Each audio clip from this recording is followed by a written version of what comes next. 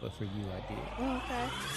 Everyone has a unique gift, and Mike, the creator of the One Life podcast, believes most people don't know how to use their gifts or what they are. Mike wants you to see things from a different perspective and be true to yourself. The One Life podcast unites the world through art, fashion, music, and film. It inspires, motivates, and creates positive energy, love, and compassion to all communities and creates an equal playing field for all. On the One Life podcast, they cover topics like building relationships, overcoming adversity, habits of healthy people, and much, much more. We only have one life to live. Be yourself and live your truth. Add the One Life podcast to your playlist. That's the number one NE Life. Available on Spotify, Amazon Music, Apple Podcast, and your favorite podcast platform. What's up, y'all? Welcome back to the One Life Podcast. I am Mike MIC Reed, where we're going to talk about positive psychology while taking care of our well-being. And telling your story, because everyone has a story and everybody's story is amazing. So in studio today, we have Kate from the nonprofit foundation Cherished LA, where she is focused on breaking the chains of human trafficking and sexual exploitation. How you doing today? I'm good. That's good. It's good seeing you. Yeah, good to see you. Yeah, and your holidays are going great? Yeah, really good. It's been good, you know, people fighting sickness, but other than that. It is a lot of sickness going on. Yeah. I mean, that's why Tanya's not here today. She's feeling sick and ill, but, you know, she's here in spirit. Yeah, we miss her. Yeah, I miss her, you know. But I was just telling you a minute ago, I normally don't do talking points, but for you, I got a lot of talking points here. But that's because I'm kind of, I don't want to say familiar with human trafficking, but I'm familiar with the whole LA underground world, you know, that whole scene. I know how crazy it can be. So it kind of brought back, as I was reading your book, Exposed here, because you do have a book, and it brought back memories. And a lot of things I can relate to. But, you know, before I get into what I want to know, I want to just kind of know your backstory.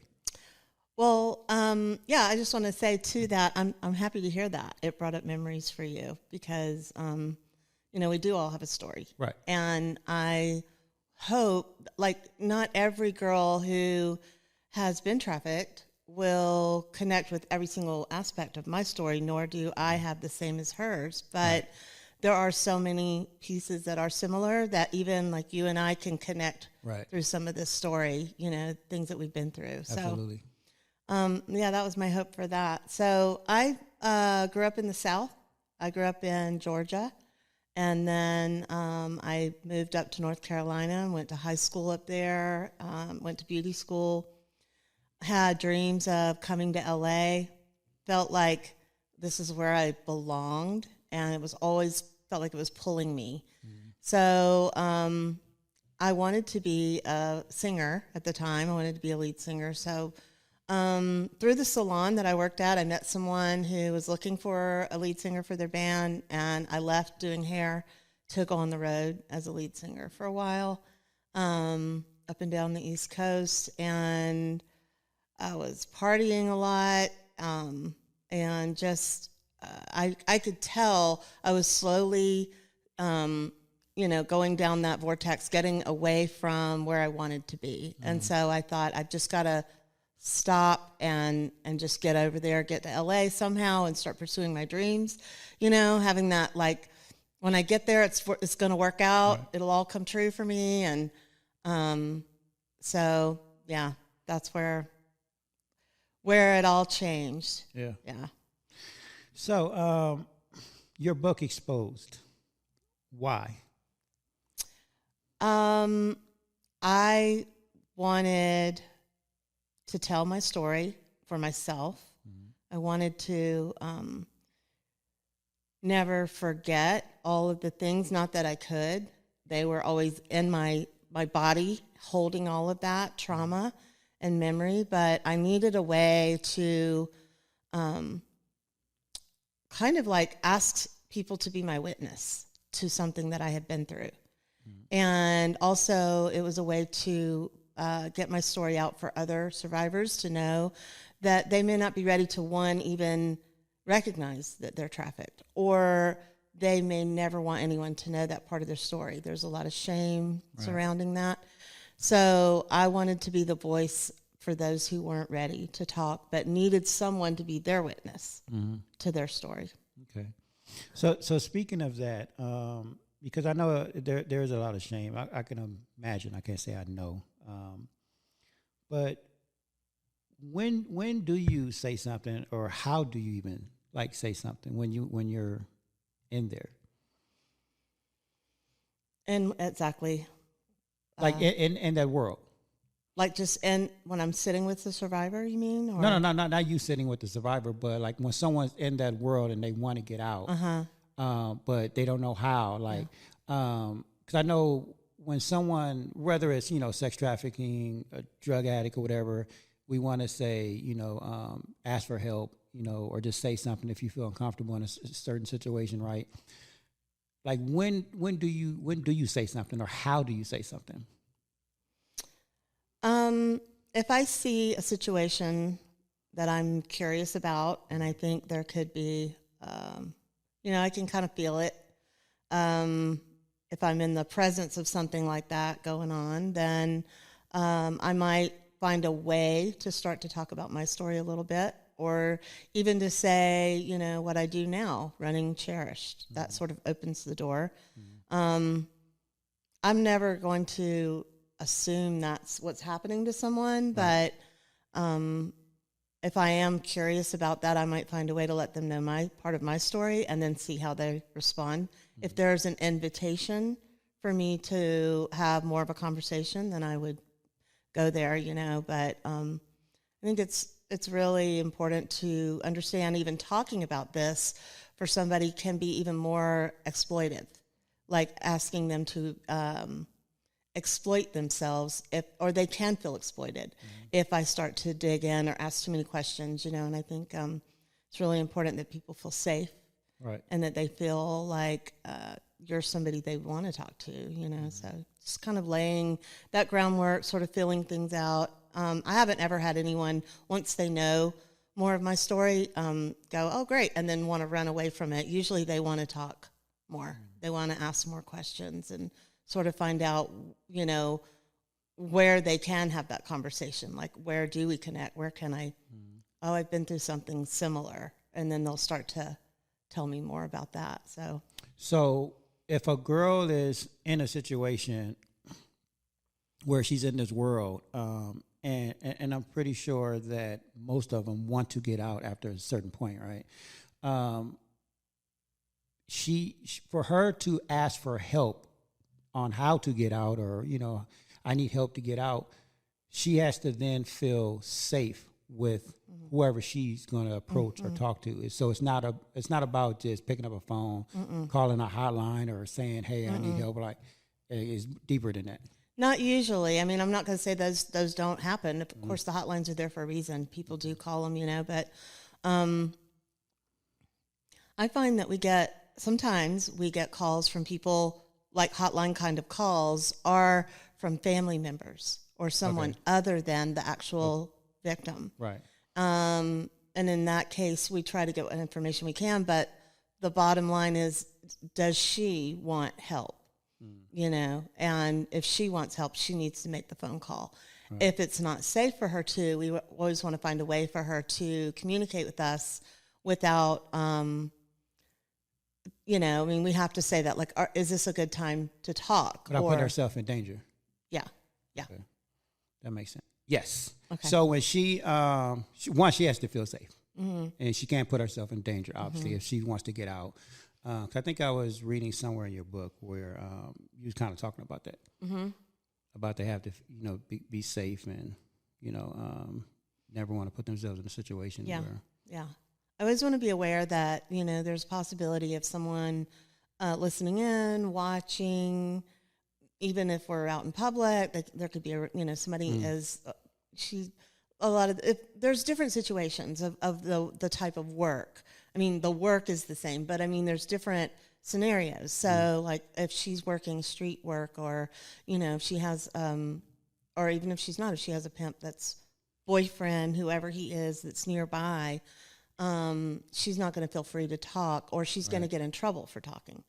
And so we want to, I always want to be aware of the whole surroundings when I'm having a conversation with somebody. Mm-hmm. Yeah. All right. So, in this world, like I was telling you earlier, because I grew up in LA, and I grew up in the music industry. But prior to that, I grew up in a gang-related neighborhood, and I sold drugs, and so I saw a lot of things, and I got caught into that world because I needed to get out, so I needed to do what I needed to do, kind of like your story, like you said you needed to do what you needed to do with the guy from the Italian restaurant, about selling your car. But he wanted you to go out on a date with him first, to have dinner, rather. And so you was like, okay, if I play my cards right, I can get what I want. But at the same time, he's being manipulative and he's going to get what he's want. And that's where the battle plays, right? Yeah. Like now it's a battle about who's the strongest, who's gonna survive this. Yeah. And that's who's where you going get to caught outwit up. the other one. Exactly. Yeah. So I mean that's where I said I can kind of relate because I was in, like I said, in that drug world, and I was obviously working for somebody. I wasn't a kingpin, but but I eventually got out, and I was able to just walk away from it. But I know that's different from your world and what these girls are going through. Yeah. But that can be the challenging part. Yeah. Yeah. I mean, there's still a lot of, trauma even in that, what you're talking about, that lifestyle and, having to do the things you got to do, to make it work. So, right. I mean, yeah, it was just survival for me. Like I knew I didn't want to be in that world no more. Like, because I've been on my own since I was 14. So I had to make money, and I obviously did it at a young age. I made good money, but the world itself, I didn't care for. Yeah. And it only honestly took me one time to get pulled over that I saw my life flash in front of me. And I knew in that moment I was going to jail for a long time. But by the grace of God, I didn't. Yeah. Like, the only way I'm here right now and I didn't go to jail, because I had like an ounce of cocaine on me, a gun that obviously wasn't registered to me. But the police didn't see that. They searched my car and they didn't see it. Wow. Like that's, when I think about that, and I tell this story a lot, it's crazy how they missed that. Yeah. And they searched my car twice. Yeah. That was all God right there. And I literally, as I was sitting on the curb, just thinking, I had my cousin with me. I was like, dude, we're going to jail. He was like, are you? I was like, yeah, we're going to jail. I said, for real. I said, I'm sorry, but we're going to jail. But as I was sitting there saying that, and they couldn't see it, and I'm looking at them like, it's right there. They did not see it. That's amazing. I took that as a sign, and I ran with that sign. And ever since then, every time, that's why I'm big on signs right now. Like when I see a sign about something, I take it, and I believe it. Yeah. Like I turned my car around, and I went home, and I never went back. Yeah. Wow. I told my guy, I said, hey, I'm done. That's great. Like, I'm done. I don't care what happens. Yeah. I don't care how much money I owe you. I'm done.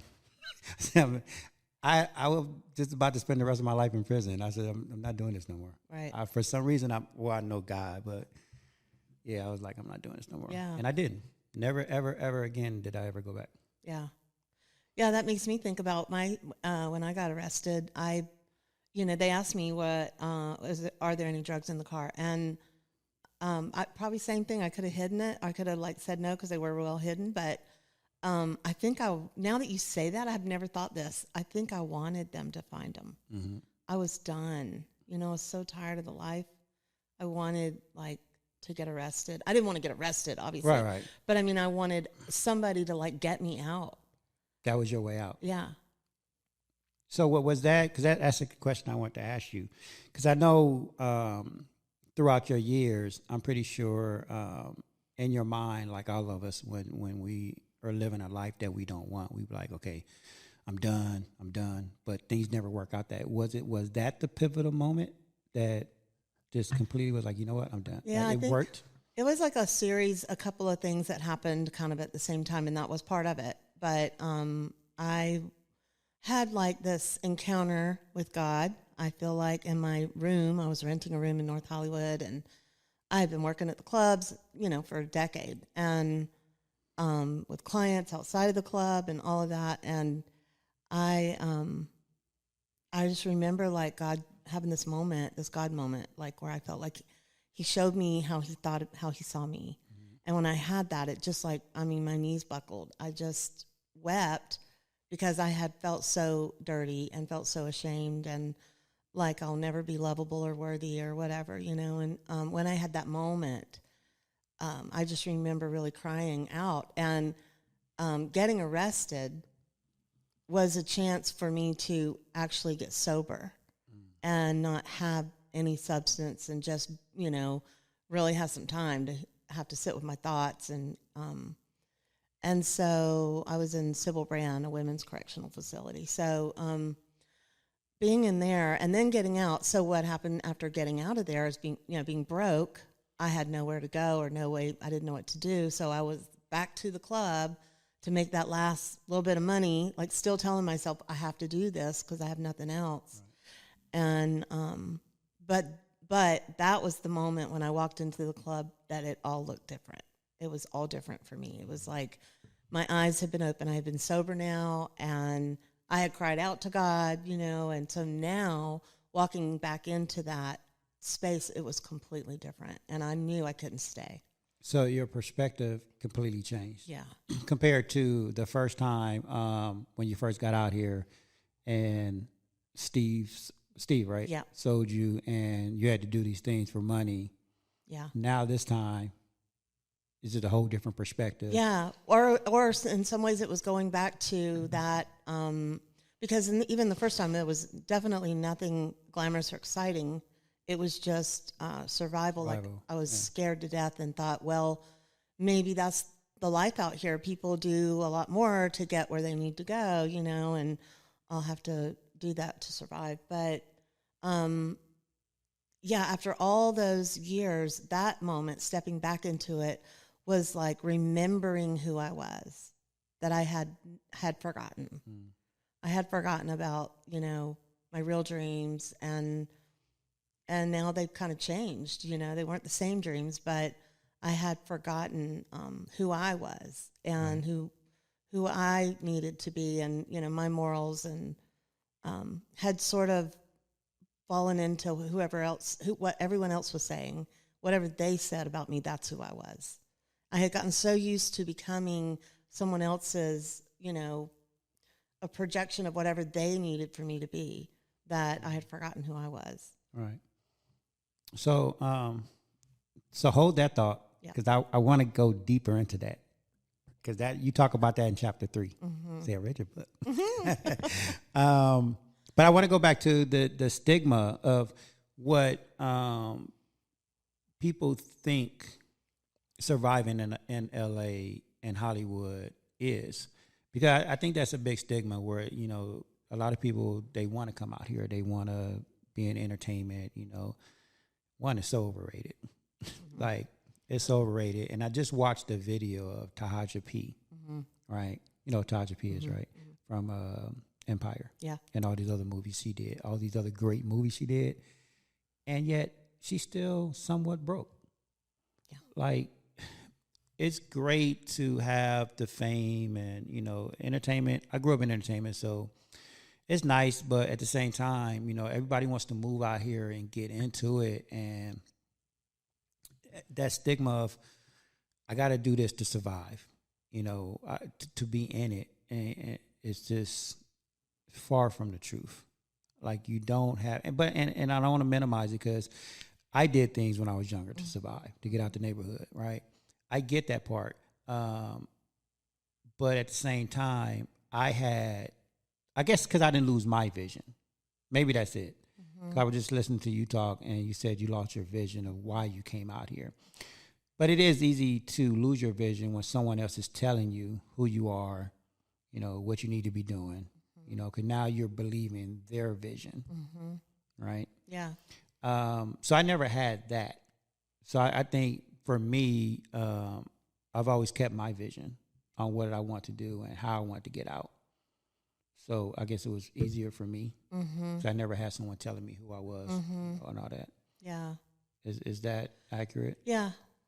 Yeah. I mean, I thought I was keeping my sights on where I was going, you know, but I got really lost in all of the mix of it, and with the clients and the, you know, the pimps and the madams and the, you know, and then to have little taste of it. Something I don't put in the book is there were several films that I did get to do, but even like with what I do talk about dancing at the Paramount Studios on that TV show, even that, like, there are little sprinkles to kind of keep you like, oh, this might work, this might happen, right.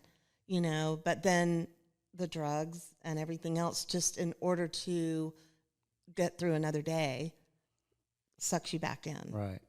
Yeah, and it's that being, it's funny, your book is called Exposed, but Steve Harvey talks about this a lot, about exposed, but he's talking about it in a different way. Like, when you're exposed to something, then you're going to do everything in your power to have that. Like, if you like chocolate ice cream, right, but then all of a sudden I take it away from you, you're going to do everything in your power because you love chocolate ice cream. You're going to want it again. You're not just going to turn away from it. Like, you're going to want it. So when you're exposed to like a certain lifestyle, you know, the entertainment, the fame, and all this stuff that a lot of people out here in LA, that's what they do. Like you said, they sprinkle a little bit, they give you a taste of it, and it's like, wow, I want this. They invite you over to their mansions, you know, take you for a ride in their cars. They expose you to it all, and it's like, wow, I want this. But what's the price that you're gonna pay to get it? Yeah. And that's the key, and they don't talk about that. At what cost? At what cost? It's literally your life. Mm-hmm. You know, it's like your life. It's not, oh, no, you got to work hard. You got to work all these hours. No, it's you're paying with your life. Mm-hmm. Yeah. I have questions at the end of each chapter for, you know, like we're doing it as a group or for survivors reading this book or anyone. I've had friends who've never been in the life who've read this book and said the questions really prompted them to think deeper about their own story, but that's one of them. It's like, at what cost? Yeah. You know, what does it cost you? That is funny, yeah. And so just to touch back on what you were saying about your identity, because chapter 3, what's your name? Mm-hmm. Right. Yeah. I found this very interesting because I'm reading a book titled Breaking the Habit of Being Yourself. Mm-hmm. This book, and I've read a book similar to this called The Bradshaw. It's actually a book that my therapist gave me years ago. And it talks about family systems. Mm-hmm. Yeah. It talks about the we system and the I system. And I talk about this a lot because it's so true. Since you was born, everything is given to you. Your name is given to you. Your beliefs, your morals, everything is given to you. Mm-hmm. Most adults are still not living their true identity because they are who their environment told them they was. Mm-hmm. So until you break out of the we system, and that's what the we system is, it's whoever raised you, whether it's your mother, your dad, your uncles, your sister, your siblings, or even your neighborhood, you're part of their system. Mm-hmm. So until you break out of that and become the I system, that's when you live in your true identity. Mm-hmm. So you're most adults aren't living their true identity. They think they are because someone told them who they was. Yeah. But a lot of people don't know how to break out of that. Yeah. So it's very interesting that you wrote about that. So because you said in your book, for every club, and I think you said mostly every client, you had to change your name. You had to lose your true identity and become these other people to protect your identity. Mm-hmm. That was deep for me. Or to escape my own identity, you know, because like I do talk about my younger self, the dreamer, the one who, you know, danced in the rain and loved so many innocent things. The dreamer, the one that wanted to come out here and have all of that. She was innocent, that younger part of me, you know, but I was now in a different place and I couldn't allow that younger, innocent part of me to have be here, be a part of it. This world was dark and, you know, and so I even kind of not that I'm a separate person. I'm not saying that. Right. I'm just saying there in memory, there are parts, our younger parts are in our memory. And that was something I needed to lock away and not entertain, so to speak, or, because that wasn't safe to do. So my question to you now is, do you, looking at yourself now compared to the dreamer, do you think you're living your true identity now? I think I'm closer. I think I am in a very important place in my life, doing something that I'm called to do. I feel like all the things I've been through, I'm not going to let them go to waste. That's why I wrote the book and why I've started Cherished. And I'm going to use everything, that I've learned and pass that on to someone else. But I think I'm still discovering parts of myself that may not have been allowed to be a part of me for whatever. Certain, people in my life still sort of putting that kind of, behave this way, as a Christian, behave this way, as a wife, as a mother, as a whatever, there's different, like, this is how you, someone's always showing you this is how to be. And I think I am discovering, like, my own, who I was created to be, and my own relationship with my Creator. And I'm not I talk in there about spiritual soup and how people want to make everything be okay. I'm not talking about that. I'm talking about, finding out, like, who I was created to be and what my purpose is. And so I feel like I'm walking in it. Yeah. I think I'm not done. I think I have a lot more to learn, a lot more to do. Well, that's the perfect answer right there. Yeah. None of us, once we walk in on our true path, because I'm a true believer in, we're always born with a gift. And again, most adults just don't know how to find that gift, or they haven't found it yet. And it's never too late to find a gift. I think you finally found yours and your purpose, and you are walking in it. And it's not a destination. It's a journey. Yeah. So that's why you're not done. Yeah. And I'm a true believer in that. Yeah. So I love that answer. Yeah. But I know, and I asked you that because I know when you first came out here to LA, like, you had this dream and vision of who you thought you wanted to be. Mm-hmm. That's totally different than the woman you are now. Yeah. Yeah, way different. Way different. But that's why we go through all these things, right? And it's unfortunate, some of us have to go through, a lot more or whatever, but, we can't minimize that either. Like, I think you just said that, like, because it made you who you are. Even though we all have to go, and I've been through it. I mean, I've been through, I don't know if you know my story. My story is, kind of crazy. I watched my mother being murdered in front of me, all kind of stuff. So I we have to go through these things because it makes us who we are. I finally found my purpose.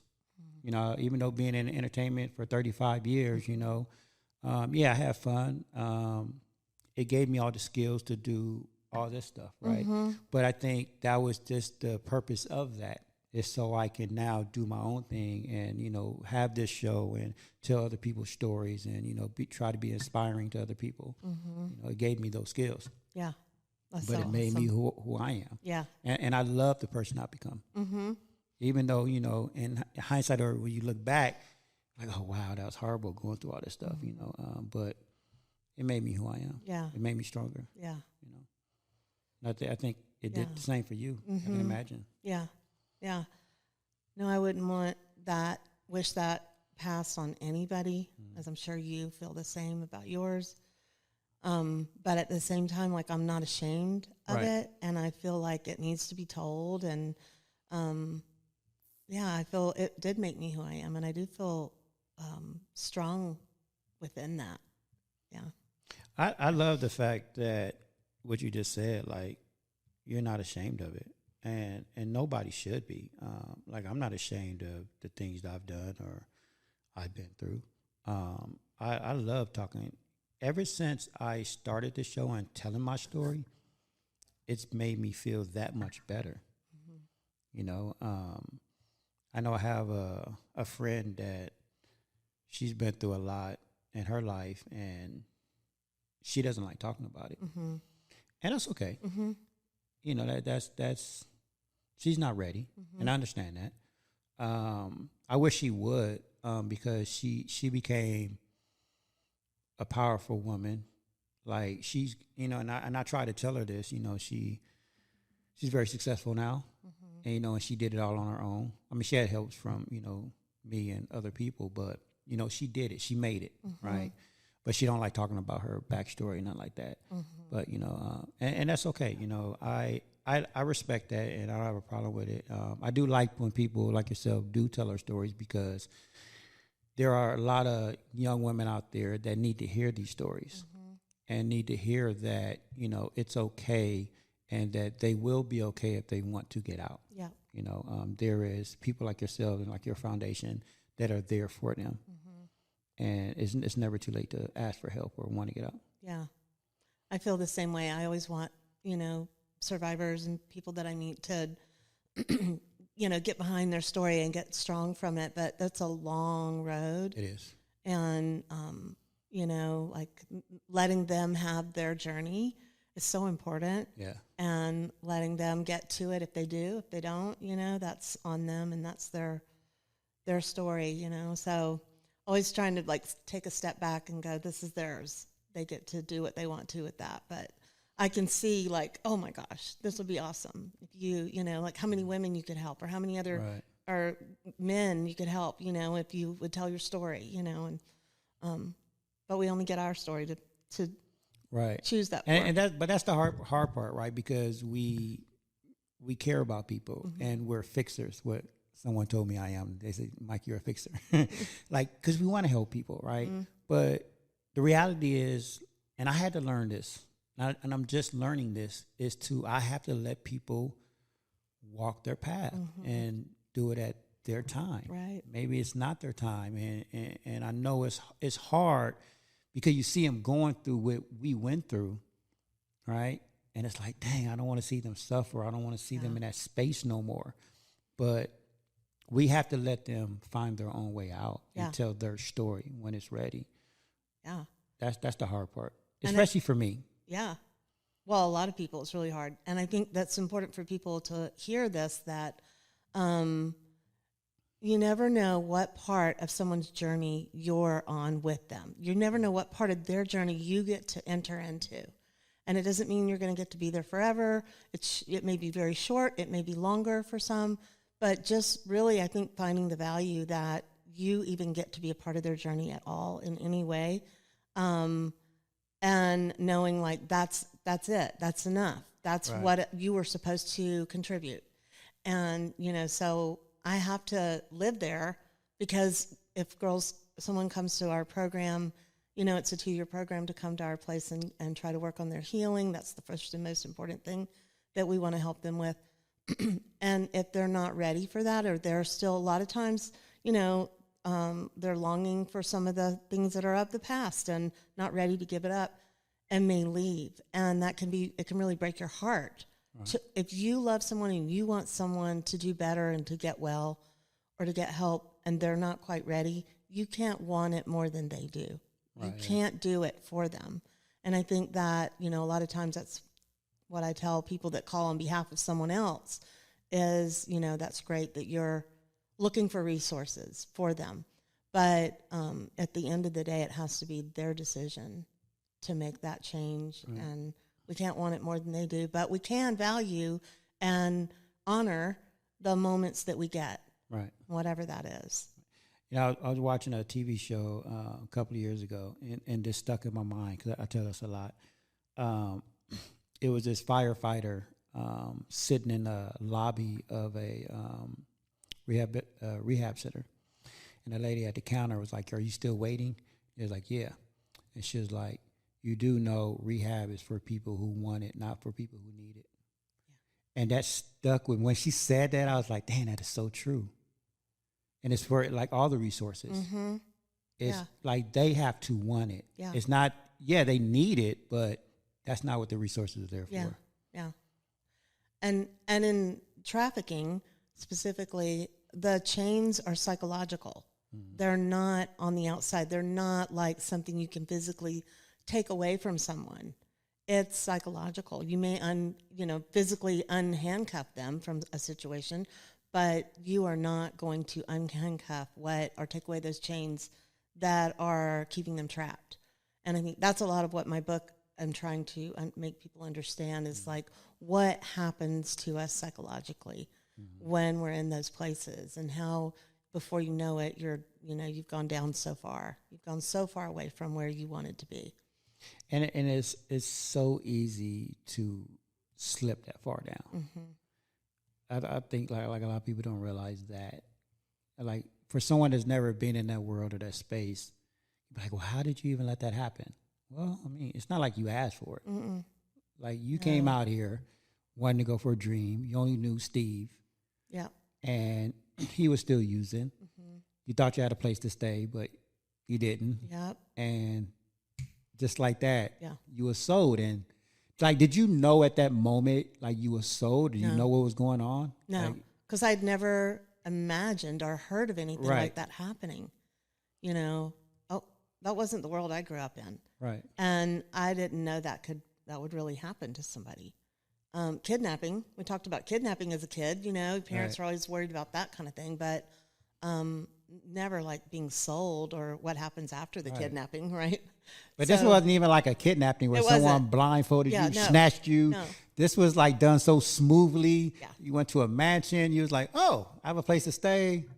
Maybe, he knows somebody that, like, it was a dream. Yeah, I thought it was a next connection. Yeah. I was still really sad because I had come to be with my friend, and I now am being let out at a stranger's house. But so I knew that this was not good. I cried the whole way over there. I was devastated that he was taking me somewhere else, and I wasn't going to get to be with him because I was out in this big place, it's scary, and he was kind of like my anchor, I thought.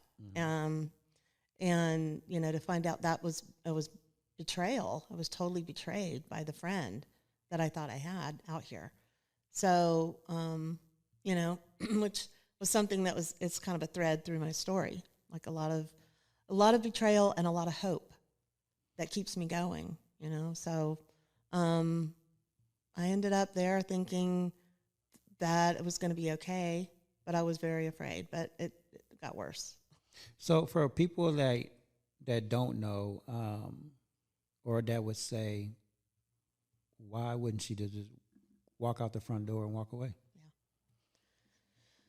Well, I would have been homeless.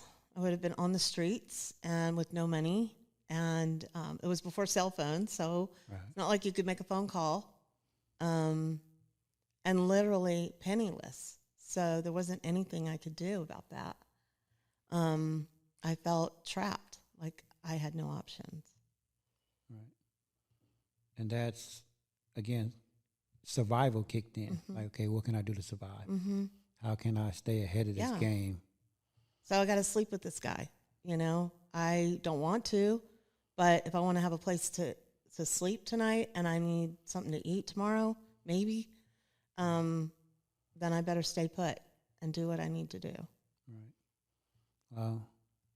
And that's how easy it is to fall into that world. And until you're in that situation, like I know a lot of people thinking like, well, I would go do this, I would go do, and it's not that easy. No. Especially, it's not your hometown. Like I said, it was before cell phones. It's not like you can just call somebody, pick you up. Like you're in it's like a new country. It was I was from Georgia. I hadn't been anywhere ever. So this was, I had been on the road with the band and we had gone up to like Chicago and some places, New York, stuff like that. But I was in a safe environment. I was with people. So to come out here to be solely alone with no money, I wasn't that brave to just walk out the door and see what was going to happen. Wow. Like this, your story can be broken down into a million pieces.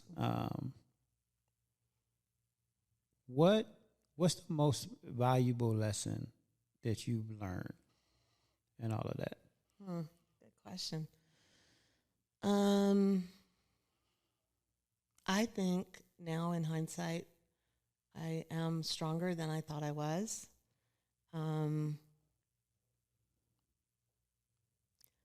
I I think that, you know, after all of that, like I said, it would be easy to fall into like self-contempt, you know, hating myself or thinking that I shoulda, coulda, woulda, all of those things. But I think just caring for myself and knowing that I'm a good person and not beating myself up about the things that have happened and realizing, I think that women who've been through things like this are some of the strongest women I know. They're not quitters. They're not weak. And they're very intelligent. And I love working with survivors. And I think working with them reminds me every day about myself and reminds me that I am strong. I mean, you have to be strong to survive that. Like literally, I mean, to be in that world and survive every day. And what was it, 10 years for you? 11, yeah. Yeah, I mean, to survive that long every day, you have to be strong. Yeah. There's no question about it. And I don't think people realize how strong they are until they get put into certain situations. Yeah. And that's the real test. Like, I know a lot of people always, well, if I was in that situation, I'll do this, I'll do that. Right. You never know what you're going to do until you're in that situation. Yeah. Yeah, we would all love to say, oh, well, I would just do this, I would just do that, right? But it's not as easy as it's said. And you really, until you put in a certain situation, you really don't know what you're going to do until you're in that situation. Right. Because that's when the true story comes out about your character, who you are, how strong you are. Yeah, and the reason I say hope is because I wanted so badly for things to work out. You know, so the next person that told me they were going to be my boyfriend, like the one guy who turns out to be a pimp, but came to see me. He groomed me really well. Like, and I talk about that. I talk about grooming and how it really works. So, you know, people can say I would do such and such, but if you weren't groomed, you probably wouldn't be in that situation to begin with. And so once you've been groomed, you have a different mindset. You've been taught what to think and what the best, you know, next step would be. So talk about that for a minute, because most people actually don't even have a clue what grooming is. Yeah. Like what does a guy, like what is grooming? So in my book, I talk about the one situation. I'll just go with that one. I was working in a club. And I had moved out here from Georgia, as I said. And so I was away from family, out here all alone. And a very handsome young man from another country started coming into the club to visit. And he met me, and he would sit in the back, not act like the rest of the customers. I'm talking about, I don't know if we've talked about what we're really talking about here. The title of the book. It's about surviving the commercial sex industry. And so I'm working in the sex industry. I'm working in a strip club in LA. And so this guy comes in, but he treats me different than any of the other clients that are coming in or customers that are coming in to the club. And he doesn't try to sit up front. He doesn't try to like talk to all the girls. He's not being a player and all of that. He's got his game on. He knows exactly what he's doing. Right. He's hanging out in the back, being very chill, low key, so that when I get off stage, he's already talked to me and invited me to come over. But does it on a regular basis. It's not a one-time thing. So I begin to feel safe with him. And when he comes in, I'm excited to see him now, because he's not like everybody. This night is going terrible. I'm so sick of all these men just, groping and all of the comments and, all of the things that go with this industry. But this guy's different. It's like a breath of fresh air. He's coming in here to just kind of hang out and be a friend. Right. Well, and I mentioned that he's from another country because that was one of the things he used to talk to me about. He said, I know what it's like to be away from your family, to be all alone. And I'm out here like that too. Like, we can be that for each other, we have that in common. And so that was like sewing, imagine if you're stitching up a hole in something. That was the first thread. The first pass through. And then he had another one, and then he'd come back another day, you know, and now he'd bring me a nice little gift, some very expensive perfume that I couldn't really afford, you know, and just sort of seeing me, like, I see you, you're alone, you're beautiful, you're, you know, lonely and worthy of these gifts, and just really like letting me feel seen by him. Meeting, and some grooming is done, and if you know about Maslow's hierarchy of human needs, that's what grooming is. It's like going through the steps of the pyramid. And so, you know, you meet the, for some girls, it's going to be like in my first situation, just meeting the basic needs. I needed somewhere to sleep, right, and have a roof over my head. So it can go from the basic needs of getting food and shelter all the way to making me feel like we're equal, that we're partners, and that we're actually going to accomplish something together. And so, you know, I wasn't at the place when I met him that I needed shelter, but I did need companionship. I did want someone to see that I didn't want to be here, and I wanted to get out. And so he started talking to me about that, how to get out.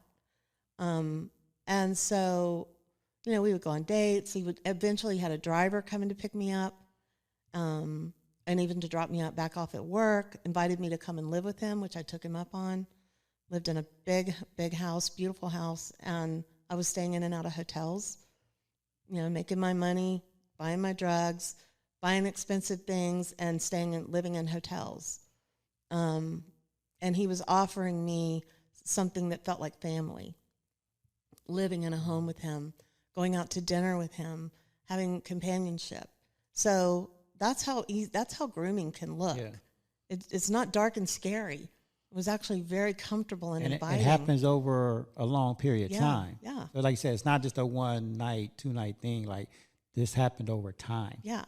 And he put you in that psychological safety space. Yeah. Yeah. Until I ended up in a place where I could totally trust him. And then he began to pull things away little by little, you know. So now my security wasn't. I had given him all of it. I felt secure with him. But now he started to pull things away a little bit, like having the driver pick me up from work and then to collect my money. I'm going to give this to him. You guys are saving, working. He had already talked to me about it. We're working together to start to save some money and do some other projects together. And so, you know, and then fear starts to come into it. Like, I'm going to lose all this. I don't know how to, I don't want to lose him, and I don't know now how I will continue. I'm going to be afraid that he's going to get mad at me, which eventually he did. And then he started to beat me and move other girls into the house and start, you know, he had like a sex room and a whole lounge area, and part of the house he had created just for work for us. So it went from, you know, going out to eat amazing food from other countries that I'd never tasted before and introducing me to his culture, to now I'm black and blue and bleeding and being kicked out of a car on the side of the road, you know, just to get away. It is, and we said this before, it is that easy to fall into it. And you can't even, and correct me if I'm wrong, but tell if someone's actually being genuine. Like, if someone really just wants to be there to help you and be your friend. Yeah. Can't even tell the difference between the two, or can you? No. And I would say that is still, after all these years, probably something I struggle with. You know, and I want to say that and be really transparent, because I know that other survivors think that, you know, I'm tired of feeling this way. I want to trust somebody for a change. Right. And I've been there and I've done that and been betrayed again. And so it's so hard to begin to heal those areas and start to feel like I can trust myself to make a good decision and trust myself to be a good judge of character. And I just want to say, you are a good judge of character, survivors who are listening. You really have to read a room well. So trust yourself more than you do. So at this point, is it is it hard to like be with someone now? I would say there's always a part of me that's watching. Yeah, Right. I think anyone that knows me would probably agree with that. But is it impossible or? No, it's not impossible. It's, you know, and again, there's still hope that there's going to be a chance of having a good relationship or friendship that isn't going to turn. But, you know, that's what we grow from. Right. Those are the things that we grow from. And so, again, going back to like valuing what part of somebody's journey you're in and you get to be with them. I think for me, like, I can somewhat relate to that because I've been married twice, and like I'm in my final stages of my second divorce right now. Like it should be over like in the next few weeks. But after this last one, it was like, you know what? I'm never giving my all no more. I'm never giving her all this and doing all this for her. But then I had to think about that. Like, if I do that, is that fair to the next person? Because maybe this next person is the one. Right. But now I'm not giving her my authentic self. Right. So I struggle with that right now. Like, I want to be my authentic self, and I keep telling myself that. But there is that little fear that, dang, I don't want to get played again. Because my second marriage, I got played big time. And I'm not ashamed to admit it. I got played. But, and it is nobody's fault of my own because I made all the decisions to do all this stuff, right? But I do, like, have that fear now. Like, if I meet somebody, like, dang, she gonna play me again. Yeah. You know, like, because it costs me a lot of money. And I don't. And more than just that, there's a lot more costs that you're having to work through, you know? So I think that's why we have to keep working on our own, you know, hearts and healing and not getting, you know, hardened to the point where we aren't able to open up again, you know. That's part of the journey too for us. It's for everyone, you know, is like healing from the wounds and then getting back up again. Right. Well, I think I have, and I've learned a lot, especially like I just graduated from a course, Applied Positive Psychology, which helped me a lot. I don't think without that course I would be the person I am today, which we never should be. Like, that was an 8-month course. So I'm not the same person I was a year ago. Yeah. And we never should be that. We should always be growing. Right. You should never be the same person you was last year. Like, there should be some type of growth. We all have different growths, but you should not be in the same place. That's right. So I think that helped me. I see things totally different now. I feel things totally different. But there is still that little fear in me of, you know, not... I want to say trusting people, but it's more, I think for me, it's more of letting just toxic relationships into my space. Like, I feel like I'm in this great space right now, and I'm not allowing anyone to pull me out of it into their negative, toxic space. Yeah. Like, it'll take you a lot to do that now. And I was just having this conversation with Brenda earlier. It's not being selfish, and it's not me being an asshole. It's me being real and real to myself and true to myself. Like, if I don't want to be there for you, if I don't want to do anything, it's because I'm feeling something a certain way and I don't want to go into your toxic area. I'm staying in my safety space right here. No, I get that. Totally. I think sometimes we can actually, like, if we have been in abusive situations, in some ways, if we aren't caring for ourselves, we actually become like abusive, like the abuser to ourselves. Yes. By saying yes to things that we shouldn't, and, you know, putting ourselves through things. It's not being kind to, you know, the things you have healed from, things you have been through. And I think that a lot of times I have to do that too, make decisions. Is this a kind thing? I'm always thinking about everyone else, but is this a kind thing for myself Right. at this moment? And I had to learn that, like I'm about to be 53 next month. It literally just took me all these years to finally be kind to myself and do things for me first. Because if we're not taking care of ourselves first, how are we going to take care of everybody else? Yeah. Right? It's like the airplane story. Everybody knows that. Like, you have to put your oxygen on first. Right.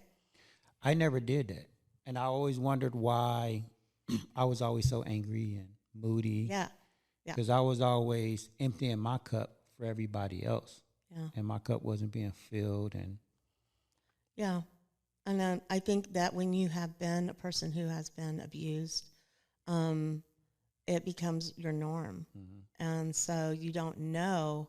And that's what I mean by you become the abuser to yourself, by forcing yourself to do things that you shouldn't do. And I'm certainly not saying me first and don't care for others, because that is the opposite of my whole being and what I do. But I am learning that, there are places where I need to count too. So. No, absolutely. And I echo that, because I tell people all the time, like, I'm still here for everybody. But there's now boundaries Yes. that I have. There's time limits. Like, I believe most people just want to be heard. That's why I like telling people story. I let them tell their story. I tell people all the time, you can call me. You can vent. I'll give you a time to vent. We're not going to vent every day. And I actually just went through this scenario. I had a friend that's going through some things, and every day for, I'm not even joking, for like a month, I let her call me and vent, right? Finally, I was like, I stopped responding, because for me, it's not being productive. Right. If I continue to let you vent every day, it's like, we know the problem. I'll let you do that once or maybe even twice. Like, you can vent, tell me the problem, whatever. But once we know the problem, we don't need to talk about it no more. Like, we don't need to talk about the problem. We need to start talking about solutions and how to move forward. And a lot of times that's looking at yourself. Right. Why are you interested or opening up to these types of behavior, people's behavior? So usually that goes back to us. Yes. So we can talk all day about everybody else, but probably some of the issues that are happening to come back home, need to deal with some stuff. Yeah. And I even questioned myself. I said, I allowed this for so long. Yeah. But we need to start talking about the solution here. Yeah. Yeah. So, yeah, I get it. So what else in surviving the commercial sex industry? I think... What are some things that women need to look for? I think that they will find, in reading this book, their own story. I think they will find parts of their own story. Whether you've been in the industry, the sex industry at all, I think you will still find places in this book that can make you go a little deeper in your own story and your own wounds. I think that's what I hope for out of this. Also, I'm not just leaving people there like in all the things that were wrong. At the end, I speak a little bit about where I'm at now and starting Cherished, and even the challenges that brought on, after being in that kind of life, and what it's like to step out into, like for me, my calling of helping. I knew this was what I needed to do, but there have been a lot of challenges, to do that. And so having to navigate through those challenges, and I talk a little bit about that toward the end, and how other women are coming out and finding who they are and finding their purpose. And that's the goal. That's the ultimate goal, is for others to find their own healing. I too went through a lot of certificates and training in trauma, narrative-focused trauma care, which is going back into your story. And like you were talking about the family, the I and the we, another way of saying that is like your family of origin and the role that you played in that. And so we do a lot of going back into parts of our story that sort of follow us, and it's how we interact with the world. And so we need to go back into some of those places, like I was talking about with your friend, finding out where some of those wounds are, that why we keep going back to that, you know. So I think what I want for people to get out of this book is to be curious about their own growth and their own healing. So I did some story work myself. I've done a lot of trainings, gone into some deep places that helped me with writing my story even, and went through the Allender School, which is the Allender Center, which is part of the Seattle School of Theology and Psychology in Seattle, and that helped me a lot. I did a lot of online work after that, and so that's one of the things I do with the residents in our program is I do a lot of story work, and I wrote the book in the way that we can use it as a tool to get into more story work. Because it's hard to go into some of those dark stories, you know? It is. I remember the first time I went to therapy, and it's funny because my first wife, I was married for 25 years with my first wife, and me and her is like still good friends, very good friends, and it's who I have my two kids with. And for those 25 years, not for the whole 25 years, but she used to tell me a lot, I need to go to therapy. I was like, no, I don't. You know, I denied her, like, right? But she did tell me for years. Yeah. And this is when, like, I know I had an anger problem. Like, I used to get mad. I was just moody, which is crazy because I actually had a great life. Yeah. Like, in hindsight, now that I look at it, I'm like, why was I so mad? Like, honestly, with my first wife, like, we had a great life. Like, I was successful. I was doing what I wanted to do. I don't know why I was moody, to be honest with you. But she was always telling me, you need to go to therapy. You need to go to therapy. And I ignored her. It wasn't until I got remarried and it took my second wife one time to look at me. I don't know what it was. She was like, you need to go to therapy. And when she said it, I was like, I gave her the same response. I said, no, I don't. I said, but I'm going to go to prove you wrong and to prove my first wife wrong, because since you brought it up, I said, I'm going to go. So I really went to prove them wrong, right? To prove a point. How'd that work out for you? It didn't work out. Well, I mean, it did work out, right? Because I got something out. Like, right. I went to that first therapy session, and I was so excited when I came out. Mm-hmm. Like, I called her. I was like, wow, this is so great. Like, even though it was a little traumatizing, you know, because I went for, I went for a whole year. Twice a month for a whole year. And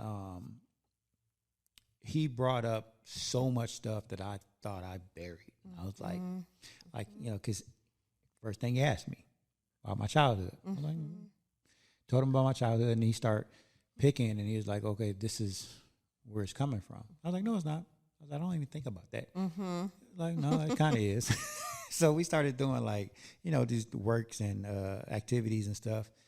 And I realized that, because I never addressed it. I just kind of like threw it in the back. Right. And he used to have this phrase, and I forgot what it was.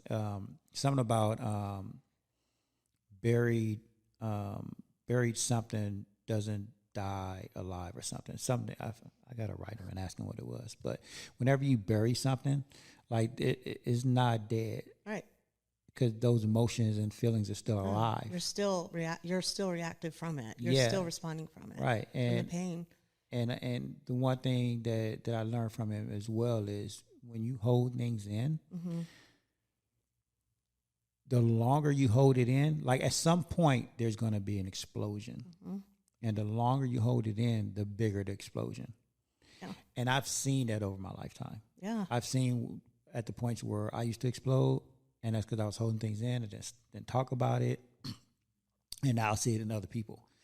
Like, for instance, the Will Smith slap. That was an explosion. Yeah. Right. A lot of people, like, had nothing to do with the joke.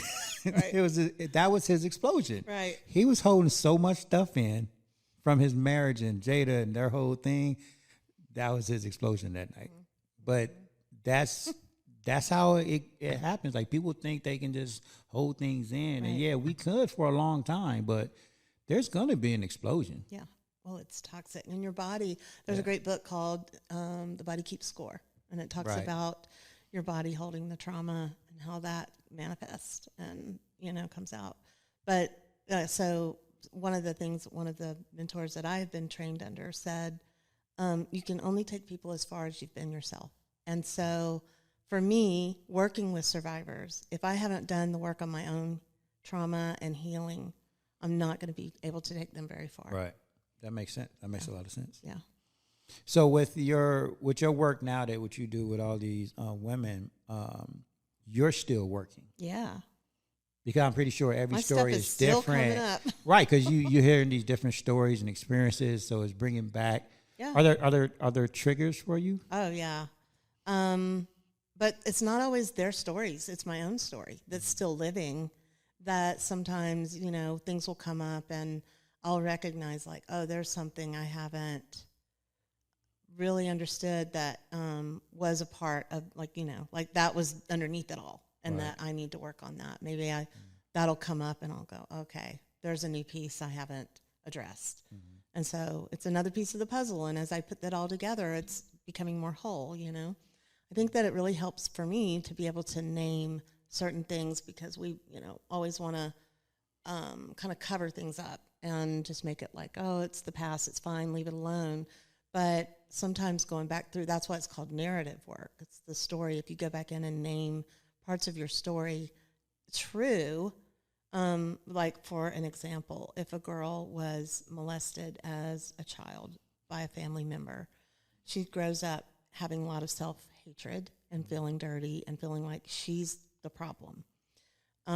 Rather than naming that she may have been drawn to that person in the family because they actually paid more attention to her and saw her,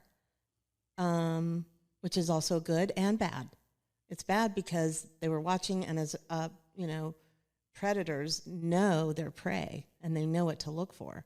So yeah, they were watching, but what they saw was maybe a little girl who had a lot of life and desired to be loved, not in an abusive way and not certainly at an appropriate way, but that was, tainted, and that was damaged. And so instead she grows up feeling this is her fault, rather than it being named that was the goodness of you, was having desire to be loved and wanting. There's nothing wrong with that. We all want that. We all want our family to care about us and love us.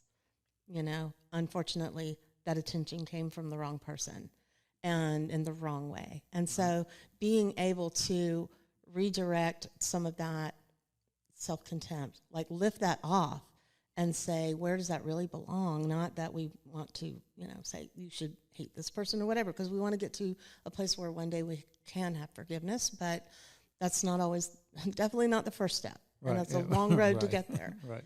But they can, at least by naming, like, I can stop hating myself for this thing right now. That's step one. And then move on to finding out, like, naming, this was what was done to you was wrong. It wasn't your fault. And just saying it wasn't your fault isn't a solution. I hate when people do that. Mm-hmm. We need to get to the bottom of it and be able to say, and I think naming the goodness of the person, like, I, as a little girl, desired to be someone to see me. And not like, oh, she needs attention, but like, see the things that I love, see who I am, tell me who I am. Mm-hmm. That's what I didn't have, a dad who wasn't there. So I didn't have that person telling me who I was in a good way. Does that make sense? Yes, it does.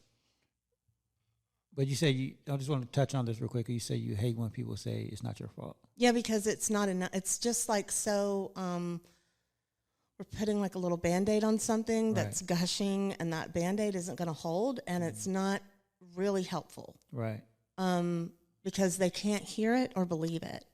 until they've gotten down to the bottom of it. Like, what did you desire? Who were you in that moment? What was it that drew this person to you? And naming those good things about, like, this little girl was brought, every time she walked in the room became alive because of her energy. And that perpetrator saw that, you know. I like that. It reminds me of positive psychology, what I just learned, because we talk about instead of focusing on the problem, like I was just saying earlier, it's more about, like if you're having a bad day, right? We don't say, oh, I'm sorry you're having a bad day. We say, oh, but what actually went well today?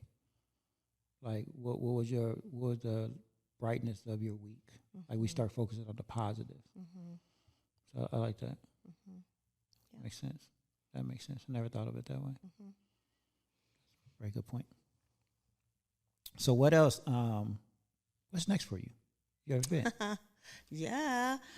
So I'm having a book launch, and in conjunction with that, because I can't just do one thing, I have created an exhibit, an art exhibit. We've been working on it for years. We started out with one exhibit that I created a few years ago called A Walk in Her Shoes, and it's 13 podiums, like white podiums that you'd see in an art gallery, with one shoe on it, and it's a 3-minute version of the girl's story that wore the shoe. So that's called, and you listen to it. It's a QR code. You scan it, and you can hear her voice telling a 3-minute version of her, where she was and where she is now, kind of story. And so that's called A Walk in Her Shoes. That's one of them. That's going to be at this book launch. And then we've created a couple of other ones that also, if you read the book, you'll recognize some of the exhibits that are going to be there, because I talk about the bird cage, and that's going to be one of them. And the birds. By the way, do you still have your bird cage? I have 2 giant bird cages that I had created that will be at this art exhibit. And the doors are still open? No, yeah, the doors are still open, but no, I don't have those old bird cages anymore. I got rid of all those. Yeah. All those? Okay. Yeah. But I love that story Yeah, in your book. And it got to me when you said where you finally let them go. Yeah. And then the one bird flew on your lap. Yeah. Like that was a moment. Yeah. I love that part. Because we have been through a lot of moments. Yeah. But that was a great story. I don't mean to interrupt you. No, that's fine. Yeah, so I'm having a book launch, but instead of just a book launch, it's going to be an art exhibit of 20 other survivor stories will be there besides mine, and shown in different ways, like through the shoes. And we are creating this called the Exposed Immersive.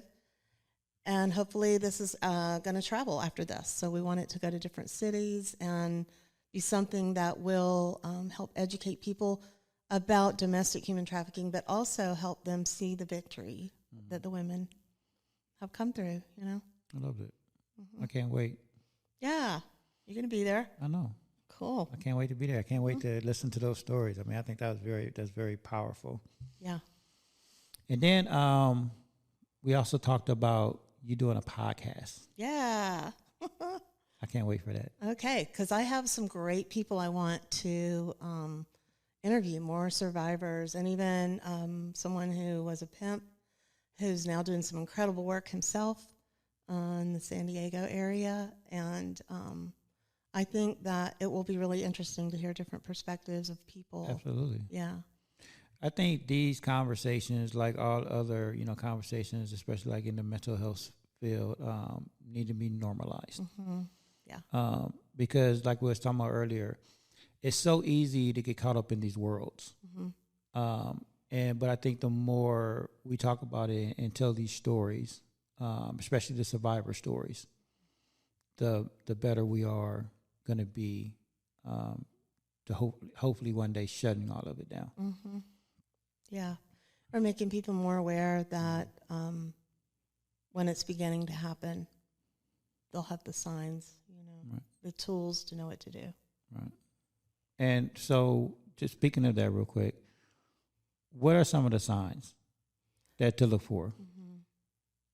I think we can go back to the grooming conversation. Like there's a lot of maybe young girls right now. It's happening on campuses at school.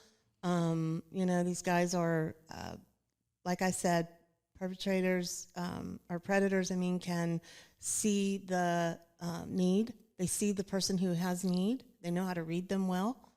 And so these young girls and young boys, can be victims really easily if someone isn't watching for them, or if they don't know how to watch out for themselves.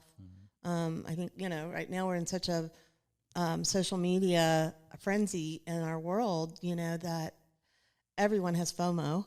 Everyone is trying to keep up or wants something that they don't have. And I think that is a huge trap, if we're not careful, to set us up to be victimized. And I think, wanting that next picture to look better, or, that's where you get into trouble. And I also want to say, these people think, well, I deleted some of those pictures. It's like they aren't really gone. The dark web is a real thing, and the pictures are there. So you need to be so careful with what you do with your phone.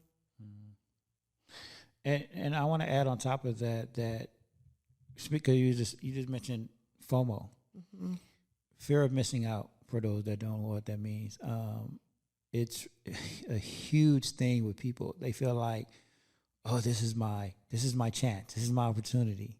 And it's like, no, listen, everybody opportunity will come when it's supposed to. Don't force it. Yeah. Don't, if it doesn't feel right, if you feel in FOMO, then it's wrong. It'll come when it's supposed to. Yeah, because we usually react. We do something we shouldn't do Right. when we're having that feeling. Yeah. Right, and that's a big indicator right there that it's just not your time. Your time will come. And, yeah, it may be a few years, maybe 5 years, 10 years, but your time will come. And going back to what we talked about earlier, because if you're forcing it, then you're paying what, again, going back to how much is your life worth? Yeah. At what cost are you going to do this for? You usually can't tell how far it's going to go either on that front end. You can't. And you can get sucked. It's like the rabbit hole. You're going to go fall down that rabbit hole so quickly. Yeah.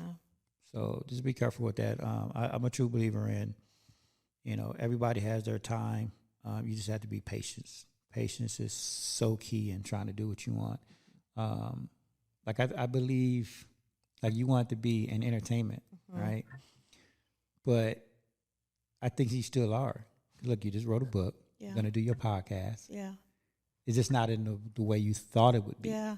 Yeah. Right? Right. So yes, it was your dream, but, you had to go through some things, and it just looks different. Yeah. Same with me. I thought, my entertainment was always going to be in TV, which that's where I started. But I mean, look at it. It's not. But it's still entertainment. And it's not over. And it's not over. You don't know what's coming. So. Right. So yeah. Well, what would you? I need a mic drop from you now. Oh, great! I'm not prepared. No one's ever prepared. But that's what makes these mic drops beautiful and meaningful, because it's coming from your heart. It's not supposed to be scripted. But what would you tell the young women out there? I would tell them, you are enough. You are beautiful. You have everything that you need to have right now to be all that you were created to be. You have a purpose, and I would say never stop hoping and dreaming about that. But, don't react. Don't get out there. Don't let your emotions take you away. And like we were talking about the FOMO, just be really, have good people around you, have a good support system around you that's got your back, that want the best for you. And if you don't have those people, call me. Absolutely. I want to leave it with, similar to what I talked about on last week's show, is in a couple of days, we're going to have a new year. And everybody, just as they do every year, well, I'm going to do this for this year. I'm not going to do this. It's a new me, new year, right? know that everybody was born with a gift. Your time will come, as I just said a minute ago. Your time will come, but you have to be patient. Take small steps. Don't take big, giant steps, again, because the smaller steps make the biggest impact. Yep. Because when you take these big steps and then your expectations now are big, and if you don't make that leap because you're taking a big step, then you get discouraged. You feel like you're failing. You feel like it's not going to happen. Well, that means you need to scale back on your steps. Like, it's real easy to fall into discouragement because your visions, not your vision, but your expectations are too big. It's great to have big visions, but again, smaller steps. Totally. This book took me over 20 years to write. Exactly. So, and I was mad about that. I wanted it to be done. Right. But there was a lot of healing that had to happen through each chapter, and then I would go back and rewrite it and edit and rewrite. And I'm so thankful that it didn't come out sooner than this, because it's for such a time as this. This is the moment that this was supposed to happen, not before this. And so if I had, rushed it, which I could have done, but when I started to slow down and take it easy and let things fall into place the way they were supposed to, it's turned out just how it should. As it should, right. And it's coming out when it's supposed to. Yeah. I'm actually working on a book, and I've been working on it for 3 years now. Yeah. And I'm in no rush to put it out. Yeah. It's going to come out when it's supposed to. Mm-hmm. I can easily go write this book over the weekend, but I know it's not going to be the book that I want at the end of the day. That's right. So again, you have to be patient. Your time will come. Your healing will come, but you have to walk your journey. Yeah. It's all good. The lessons are all good and worth it. Absolutely. Well, thank you, Kate, so much Thanks for having me. Anytime. Yeah. I feel like I need you back on here to get deeper into these conversations because, and I know you're going to do it on your show, because there is so much to dive into with this world. Yeah, let's talk some more. Yeah, so definitely come back anytime whenever you're ready. And, I'm looking forward to your show, and I'm looking forward to your event. When is your event? January 20th. And if you are interested in coming to that, you can go to our Cherished website, which is cherishedla.org. And there's a place on there to look at the tickets for that and to get more information about that event. It's going to be a lot of fun. We're going to have a live podcast going on. Yes, we are. And some other cool stuff happening. And it's going to be a fun celebration night because it's been a long road to get here. Yes. It'll be great. So January 20th. January 20th, y'all. Mark your calendars. But thank you again. I truly appreciate you.